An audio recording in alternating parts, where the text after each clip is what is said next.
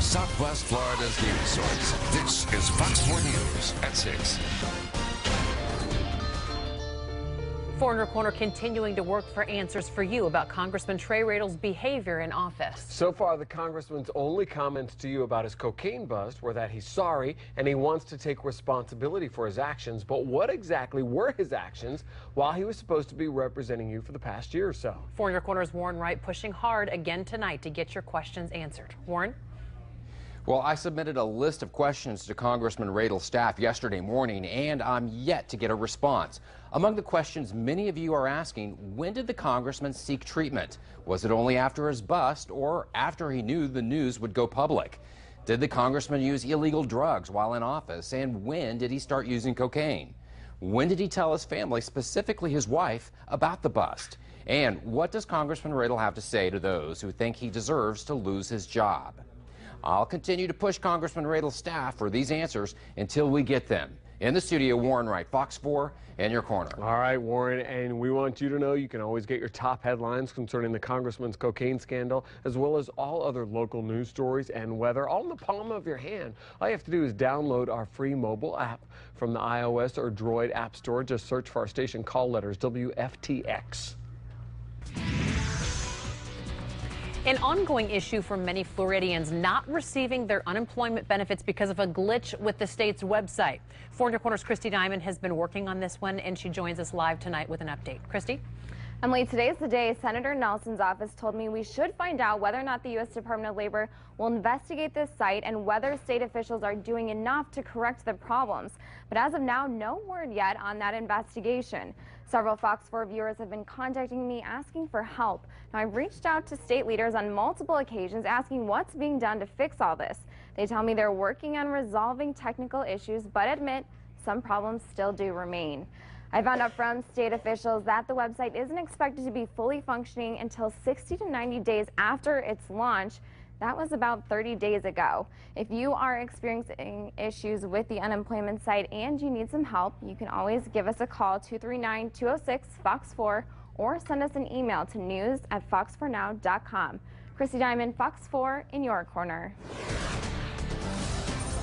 In the Storm Patrol Center now with Jim Stein. If you're planning a yard sale tomorrow, it could be your day. Today was a beauty. That's a little random, a yard sale. Well, my whole neighborhood is in yard sale mode right now. Everyone has one at the same time this weekend, so that's why it's up here. Yeah, things are going to be good for the yard sale. That's for sure, because our weather in the short term is looking good. Now, there is going to be a cold front that approaches throughout the weekend. I'm going to show you when that's going to be moving through, coming up in just a little bit. Using the Power 4 to show you that things are dry right now. We picked up on a couple of showers in Collier County earlier, but I think we should be dry for the rest of the evening. Now, we're warm, 78 in Fort Myers, 77 in Port Charlotte, 76 in LaBelle. Our dew point temperatures actually have come down a little bit in the last 24 hours. Our relative humidity now in about the 60 to 65% range. Now, that's still higher than normal for this time of year. We do have a weekend cold front, and with this front, it's all about the timing, how it's going to change our weather, how much rain it's going to bring us. There's also another front that's going to be approaching next week, bringing us some changes for Thanksgiving. If you're planning a Thanksgiving yard sale, we'll have the forecast for you coming up shortly. All new at 6, better numbers for the state's reported unemployment rate in October, and particularly right here in Southwest Florida. Florida's October jobless rate standing at 6.7%. That's down from September's number of 6.8%. 625,000 people remain out of work in the state. In Lee County, unemployment is down to 6.5%. In Collier, 6.4%. In Charlotte, 6.6%. Online video service Netflix helping detectives track down a burglary suspect. 18-year-old Jaleel Moncrief is charged with burglary, grand theft, and criminal mischief after Netflix was activated on a stolen Nintendo Wii game system. The victim telling Cape Coral police someone broke into their home, taking more than $1,500 in property and causing more than $4,000 in property damage.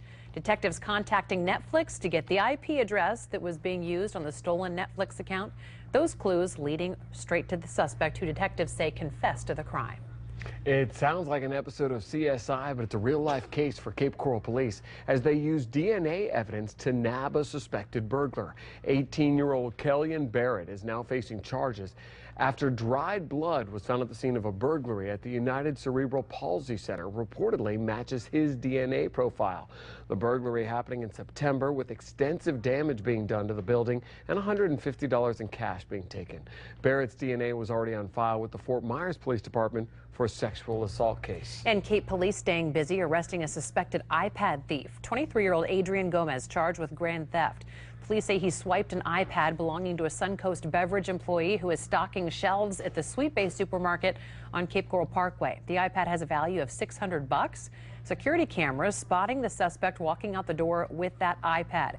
Police found Gomez, who then reportedly admitted to that theft. Lee County Sheriff's deputies arresting a North Fort Myers man in connection with at least 2 burglaries.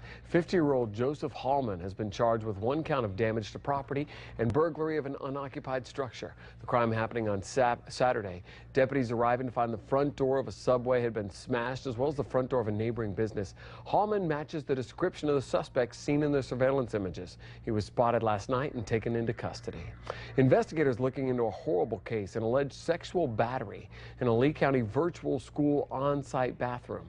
A detective's report says a 15-year-old male and an 11-year-old male, who were not naming because of their juvenile status, were found by a teacher inside a bathroom stall. The 11-year-old reportedly whispered, "Help me," and told the teacher that the 15-year-old had forced him into oral and anal sex. Sheriff's detectives and parents were notified, and the 15-year-old was subsequently taken to the Lee County Jail and charged with sexual battery on a victim under the age of 12. A very special shipment for our soldiers. The Southwest Florida business that's giving back before the holidays just ahead. But first, what would happen if Emily and I switched places for a day? You know what? Don't even worry about what would happen. We did it. After the break, how I handled being, a father of 2 for a day, and how Emily enjoyed my difficult life. Next. Beautiful weather for the sand sculpting competition down on Fort Myers Beach. A cold front headed to Southwest Florida. Will it affect the weather on the beach this weekend? Coming up, we'll let you know.